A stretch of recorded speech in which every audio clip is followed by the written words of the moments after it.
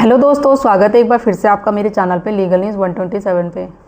दोस्तों, आज मैं जो टॉपिक पे बात कर रही हूँ ना, जिस मुद्दे के बारे में बात करूँगी, अक्सर पत्नियाँ क्या करती है या उसके मायके वाले उसको षड्यंत्र के रूप में ना इस्तेमाल करके झूठे केसों में फंसाती है। और अगर आपके पास उसका सोल्यूशन हो ना, तो चुटकियों में आप उस प्रॉब्लम को ख़त्म कर सकते हैं और केस को अपने जल्दी ख़त्म कर सकते हैं। और साथ ही साथ 498 के जो आप पे आरोप भी लगे रहते हैं ना, उससे ये 498 का केस भी ख़त्म हो जाएगा। जी हाँ दोस्तों, जैसे मैं बात कर रही हूँ, जैसे आपने मेरा थंबनेल देखा कि स्त्री धन, ज्वेलरी का अक्सर आप पे आरोप लगाया जाता है। स्त्री धन को बढ़ा चढ़ा के बोला जाता है कि स्त्री धन वापस दो, पत्नी आरोप लगाती है। साथ ही साथ ज्वेलरी की बात की जाती है कि अब ज्वेलरी लेके भी चली जाती है पत्नी, फिर भी बोलती है मैं लेके नहीं गई। साथ साथ अपनी ज्वेलरी के साथ अपनी सास की ज्वेलरी या घर में और भी, जैसे कि आपकी सिस्टर की ज्वेलरी लेके चली जाएगी, वो नहीं होगी, या ज़बरदस्ती खुद रख के चली जाएगी और बोल दिया जाएगा मुझसे छीन लिया गया या मेरी चोरी कर ली गई, आप पे चोरी का इल्ज़ाम लगाया जाएगा, क्रिमिनल मतलब आपको बनाया जाएगा। तो ये सारी चीज़ें किस लिए हो जाता है कि अब आपको इल्ज़ाम इसलिए लगाया जाता है कि वो अपनी जो डिमांड है, मेन अपना जो मनी आपसे चाहती है या उसका जो ईगो है, मेन आपके साथ रहना नहीं चाहती ना, किसी तरीके से आपको परेशान कर सके, आपको मेंटली मतलब मानसिक रूप से पूरा प्रताड़ित करने की कोशिश करती है। तो बहुत सारे लोगों के साथ यही सिचुएशन आती है कि भाई पत्नी तो ज्वेलरी ले गई है, स्त्री धन के साथ वो ज्वेलरी की भी डिमांड करी है, वो ज्वेलरी जो है नहीं, या फिर वो जानबूझ के छोड़ के गई और हमें चोरी के आरोप में फंसा रही है। देखो, एक सिंपल सी बात कहूँगी, कोर्ट में तो मतलब मान लो कि इसका कोई मुद्दा नहीं होता, मेन आपको प्रूव करने की ज़रूरत नहीं होती। बट हाँ, जब पुलिस स्टेशन में जाते हैं आप पर पूरी तरीके से दबाव बनाया जाता है कि भाई तुमने ज्वेलरी ली है, तुम्हारे पास नहीं है ज्वेलरी तो साबित करो कि तुम्हारे पास ज्वेलरी नहीं है। पत्नी से नहीं पूछा जाएगा, बट कोर्ट में यही आपको प्रूव करने की ज़रूरत नहीं पड़ेगी। पत्नी ने आरोप लगाया है तो उसको प्रूव करने की ज़रूरत पड़ेगी। अब क्या है, फिर भी सोल्यूशन होना चाहिए। किस तरीके से आप प्रॉब्लम का सोल्यूशन कर सकते हैं, कैसे साबित करें कि आपके पास नहीं है। कुछ ऐसी टेक्निक, कुछ तरीका बताऊंगी मैं आपको, ठीक है, जिससे कि आप अपने केस में आपको हेल्प मिल सकेगी। तो जब तक चैनल पे आप मेरे नए जुड़े हैं तो चैनल को लाइक करना, शेयर करना, सब्सक्राइब करना बिल्कुल मत भूलिए। साथ ही बेल आइकन दबा दीजिए ताकि आपको टाइम टाइम पे मेरे वीडियो की नोटिफिकेशन सबसे पहले मिलती रहे। देखो, आपको पत्नी क्या करती है, झूठे आरोप में तो फंसा ही रही है, आपकी फैमिली को फंसा रही है। साथ में साथ आप ऐसे ऐसे एलिगेशन लगाना, एलिगेशन के साथ आपको चोर साबित करना, एक क्रिमिनल केस आप पे लगा देना आपकी फैमिली पे कि मेरी स्त्री दिन नॉर्मल है, वो बढ़ा चढ़ा के लिखेगी, सोने गहने की बात भी लिख देगी। और जब ये आरोप लगाया जाता है तो आप पूरी तरीके से मानसिक रूप से परेशान हो जाते हैं, आपकी फैमिली भी परेशान हो जाती है कि वो तो ऑलरेडी ज्वेलरी ले चुकी है, सोने गहने जो भी है वो ले जा चुकी है, बल्कि हमारे भी ले जा चुकी है, फिर भी आरोप लगा रही है। किस लिए? आपको परेशान करने का मेन मकसद कि उसकी जो डिमांड है आप लोग पूरी नहीं कर रहे, या फिर वो आपके साथ रहना ही नहीं चाहती। रीज़न बहुत हो सकते हैं। अब देखो, जैसे मैंने बताया, आपको ये साबित करने की ज़रूरत नहीं है कोर्ट में, फिर भी आप पे प्रेशर बनाया जाता है। प्रेशर कहाँ बनाया जाएगा? पुलिस स्टेशन पे, कि भाई आप साबित करो तुम्हारे पास नहीं है ज्वेलरी। तो पत्नी से कुछ नहीं कहा जाएगा, क्योंकि अक्सर यही होता है, जब भी पत्नी थाने जाती है, कोर्ट कचहरी जाती है, तो वो वहाँ पे बेचारी हो जाती है। बल्कि वो बेचारी नहीं है, वो तो झूठे आरोपों में फंसा रही पति को। माना जाता है कि बहुत सारे लेडीज़ों के साथ अत्याचार हो रहा है, बट मैं वही कहती हूँ, वो जिनके साथ सच में अत्याचार होता है ना, वो नहीं जाती है कंप्लेन करने, वो कोर्ट में नहीं जाती, थाने नहीं जाती है, वो अपने रिश्ते को बचाने की बात करती है, अपने बच्चे का फ्यूचर देती है। बहुत सारे ऐसे होते सोल्यूशन। और जिनके साथ कुछ नहीं होता, वो कानूनों का दुरुपयोग करती है वो लेडी से, झूठे आरोप में ससुराल वालों को, पति को फंसाती है। तो उनके लिए भी तो कुछ करना चाहिए ना, उनको भी बताना चाहिए कि तुम्हारे पास भी राइट्स है, तुम्हारे पास भी हक है। तो बस यही मेरा एक है मोटिव मेन वीडियो बनाने का, कि आप लोगों तक मैं पहुंचा सकूं, आपकी हेल्प कर सकूं ज़्यादा से ज़्यादा। मेरी ऑल विशेष आप लोगों के साथ है कि मैं जो चाहती हूं कि आपको हेल्प मिल सके, ज़्यादा से ज़्यादा मेरी वीडियो के थ्रू वो आपको मिले और आप अपने केस से बाहर आ सके। तो बात करते हैं। देखो, जैसे मैंने बोला, आपको साबित करने की ज़रूरत नहीं है, बट फिर भी कुछ ना कुछ आ जाता है कि भाई देखो, कहीं ना कहीं ये मोड़ पे कि साबित कैसे करें, फिर भी तो वो चीज़ें आ जाती है, क्वेश्चन आ जाता है। तो देखो, एक भारतीय नारी का ना जो मेन होता है कि ज्वेलरी से एक समझ लो एक मोह, जो एक प्यार होता है वो सबसे ज़्यादा। तो लड़ाई झगड़ा होगा या जो भी होगा, वो कभी ज्वेलरी छोड़ के नहीं जाएगी। ये बात तो आप नोट कर लो, कोई भी जानता है, ठीक है। फिर भी कोर्ट में आपको जस्टिफाई करने की ज़रूरत नहीं है, बट एक क्वेश्चन आता है कि वहाँ फिर भी ज्वेलरी वो आपको साबित करना पड़ेगा। तो आपको एक काम करना पड़ेगा, चुपके से आपको जासूसी करवानी पड़ेगी।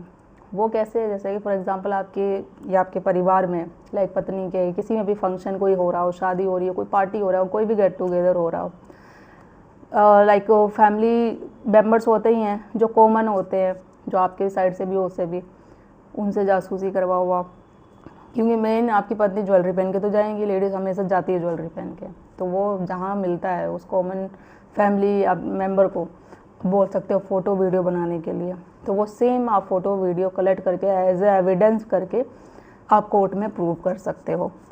सेकंड, आपको ये करना होगा इसके अलावा, जैसे सोशल साइट पे हमेशा आपको नज़र रखनी पड़ेगी। ये पत्नियाँ क्या करती है, लेडीज़ हमेशा लड़कियों की होती है, एक हैबिट होती है कि सेल्फ़ी फ़ोटो क्लिक करना, वीडियो बना के रखना, ज्वेलरी के साथ होता है मोस्टली कि ऐसे ऐसे करके, तो आप उन पे हमेशा साइट पे नज़र रखो कि ऐसा कुछ भी आपको फ़ोटो दिखती है, वीडियो देखती है, तो वो आप एज एविडेंट कोर्ट में ले जाके आप प्रूव कर सकते हो कि ये ज्वेलरी है।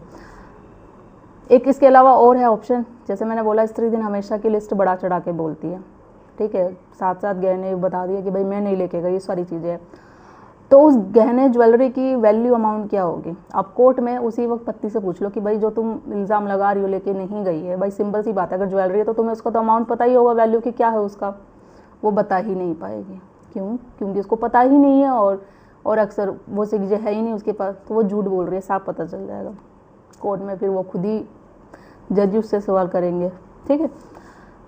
और इसके अलावा क्या होता है कि जैसे जो भी वो स्त्रीधन लिखवा रही है, ज्वेलरी जो भी है, अगर डॉक्यूमेंट्री प्रूफ की बात की जाए तो वो कोई प्रूफ नहीं देगी, और अगर प्रूफ देगी भी आपको पता है फेक बिल बना के देगी, ठीक है।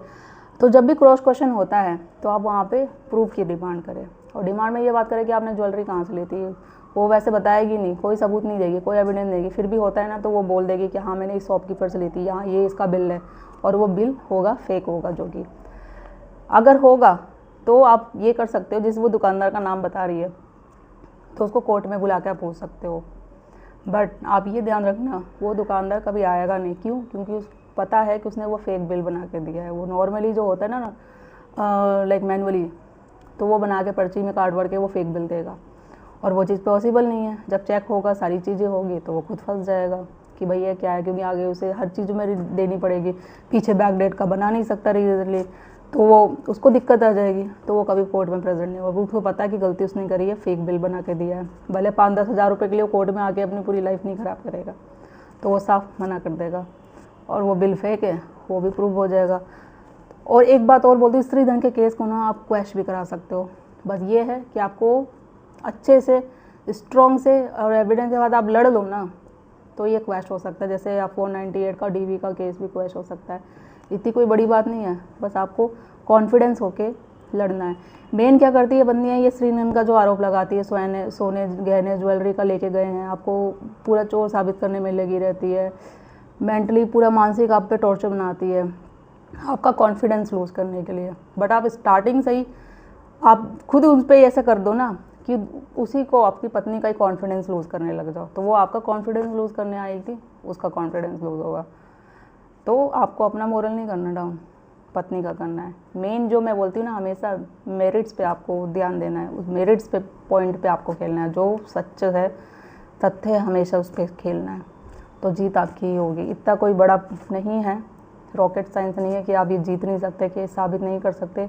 हमेशा ये ध्यान रखना, पत्नी आरोप लगा रही है, उसको कोर्ट में प्रूव करना पड़ेगा, आपको नहीं। पुलिस स्टेशन में दबा दिया जाएगा, बोल देना मेरे पास है ही नहीं, साफ डरने की कोई ज़रूरत नहीं है, मैं क्यों साबित करूँ जब हमारे पास है ही नहीं। जो कर रहा है वो करो, ठीक है, कोर्ट में भेज दो केस, वहाँ पे देख लेंगे, वहाँ लड़ लेंगे।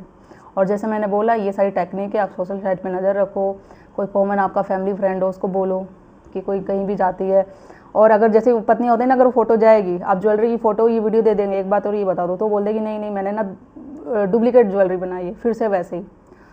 तो ऐसे कैसे पॉसिबल है? आपने पूरा माइंड में सेट बना दिया, A to Z आपने सेम कॉपी कैसे बना सकता है? कोई डिज़ाइन विज़ाइन सब कुछ पॉसिबल है ऐसा तो है ही नहीं। और एक बात और, ये जनरल सी बात है, कोई भी कभी भी लेडीज़, जब कोई भी लेडीज़ और जेंट्स को भी कोई ज्वेलरी बनाता है ना, तो सेम कॉपी नहीं बनाएगा, वो हमेशा न्यू ही डिज़ाइन बनाएगा।